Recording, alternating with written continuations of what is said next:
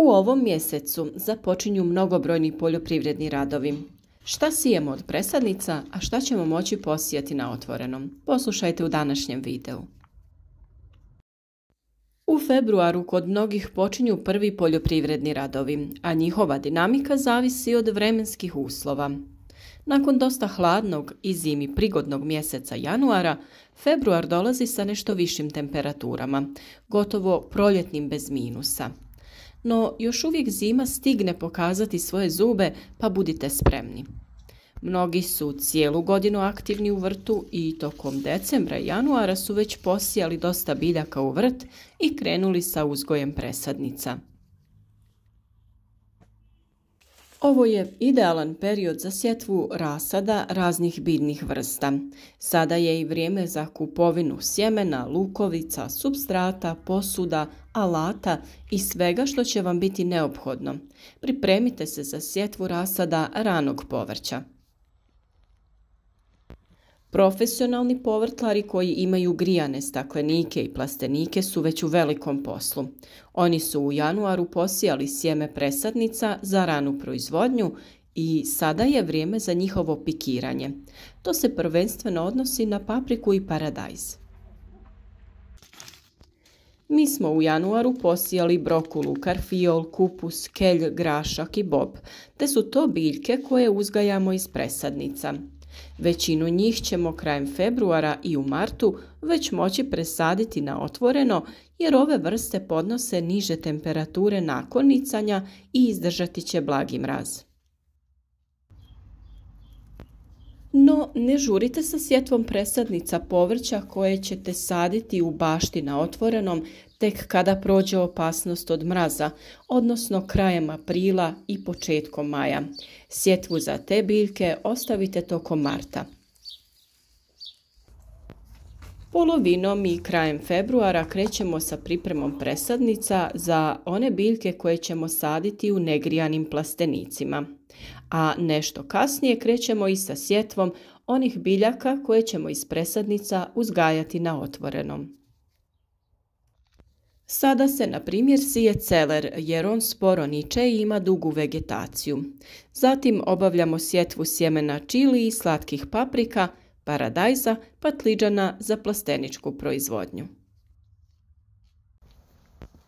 Ako imate vlastito sjeme, prvo obavite aktivaciju sjemena i dezinfekciju kako bi brže proklijalo i niklo.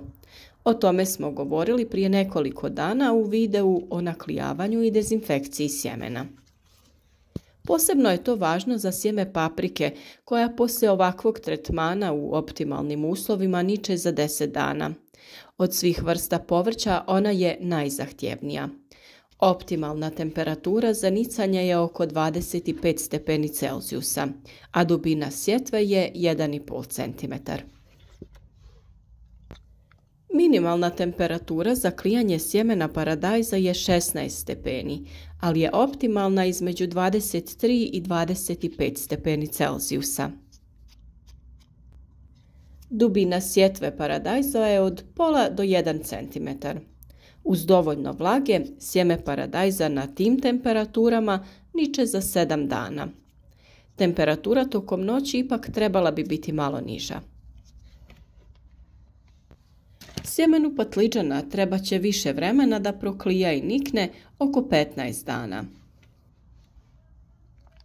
Općenito, dužina rasadničke proizvodnje je različita i zavisi od vrste, odnosno sorte ili hibrida, kvaliteta supstrata, temperature i vlage. Kreće se od 40 do 70 dana za papriku, patliđan i paradajz. Kupusnjačama treba između 30 i 50 dana, dok su krastavac, lubenica i dinja spremni za rasađivanje na stalno mjesto nakon 25 dana. Dobro osvjetljenje, to jest dovoljna količina svjetlosti u ovom mjesecu može biti ograničavajući faktor za uzgoj presadnica. Manje svjetlosti znači izduživanje mladih biljaka. U proizvodnji rasada treba obezbijediti dodatno osvjetljenje pomoću rasvjetnih tijela. Biljke ne smiju biti pregusto posijane. Samo na taj način ćete izbjeći njihovo izduživanje. Nadamo se da niste propustili naš video o pripremi klijališta za vaše biljke u kojem ćete im osigurati sve te potrebne uslove i uzgojiti jake i otporne presadnice.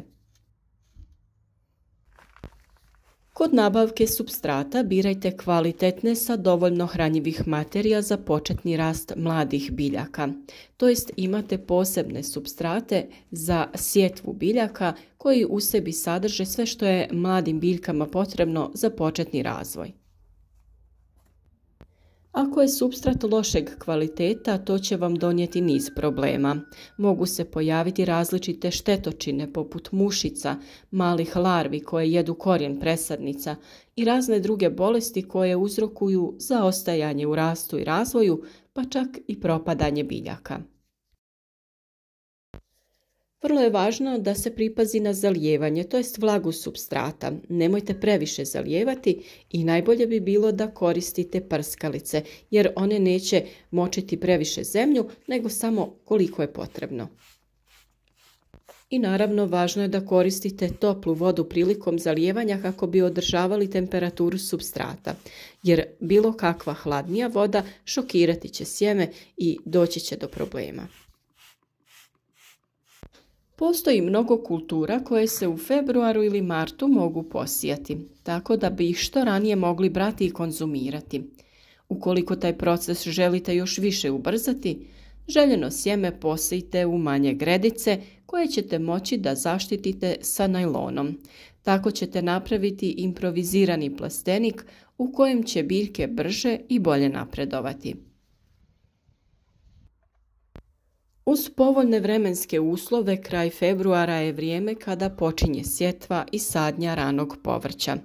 Ovo je pravo vrijeme sjetve boba, graška, jarog, bijelog i crvenog luka, rotkvice, raznih salata, repe, mrkve, peršina i blitve. Bob i grašak klijaju pri minimalnoj temperaturi od 2 stepena Celzijusa. Ako nećete uzgajati ih iz presadnica, bolje je da pričekate da se zemlja ugrije na barem 5 stepeni. Ovo pravilo važi za većinu povrtlarskih vrsta.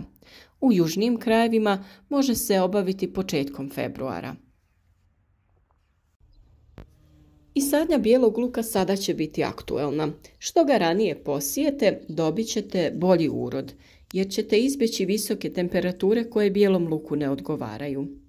Češnjevi bijelog luka sade se na osunčano mjesto i dobro drenirano zemljište.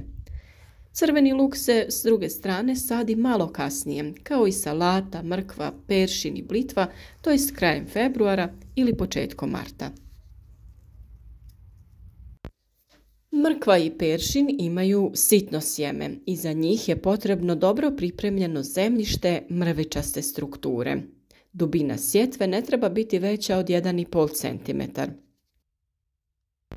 Važno im je osigurati dovoljno vlage tokom klijanja i nicanja.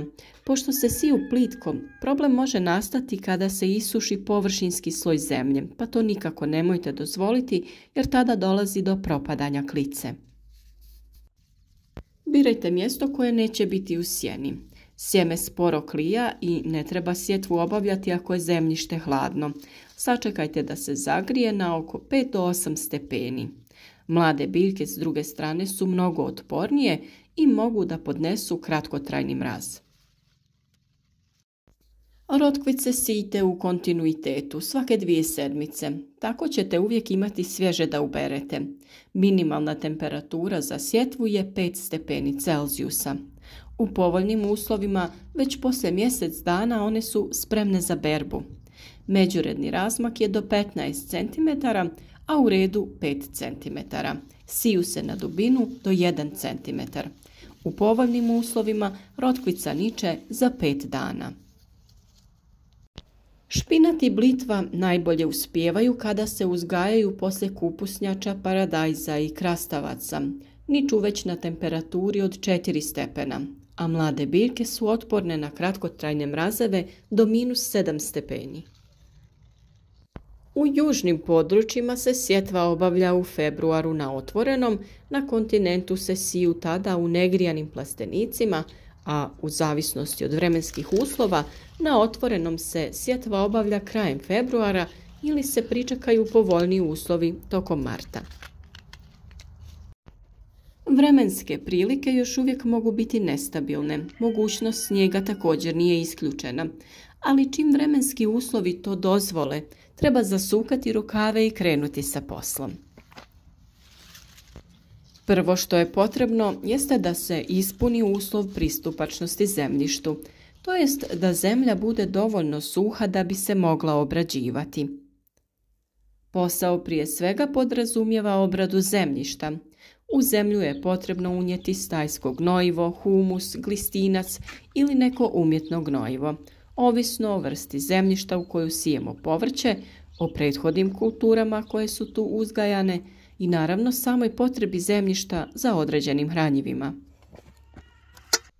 A sada idemo malo do voćnjaka, gdje se trebaju odraditi svi poslovi o kojima smo već govorili u videima na našem kanalu, a možda ih niste na vrijeme odradili.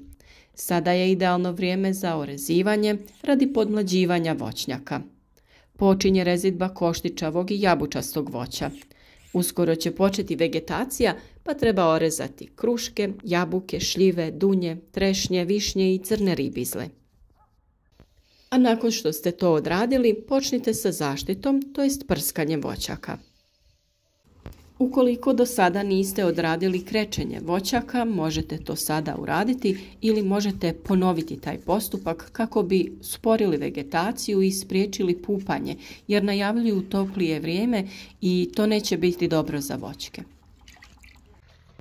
Obiđite i vaše pčelinjake, pregledajte vaše pčelinje zajednice. U januaru se nastavlja poluaktivno stanje pčelinjih društava u zimskom klubetu. Ukoliko je potrebno, prihranjujte gladne pčele da ne bi uginule. Ukoliko nemate zemljišta, sada je idealno vrijeme da pripremite izdignute gredice i pripremite sebi prostor u kojem ćete uzgojiti velik broj biljaka. Ne bi vjerovali koliko produktivna može biti jedna mala gredica. Ona je i pogodna za prekrivanje kako bi zaštitili mlade biljke. Zemlja u njoj je rahla i plodna, te je samim tim idealna za uzgoj.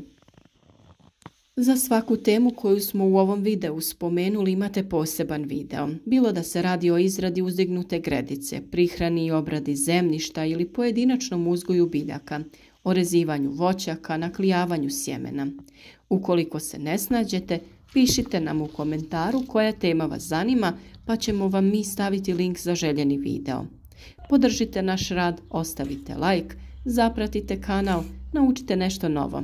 Obavite sve poslove na vrijeme i družite se s nama svaki dan uz novi video savjet.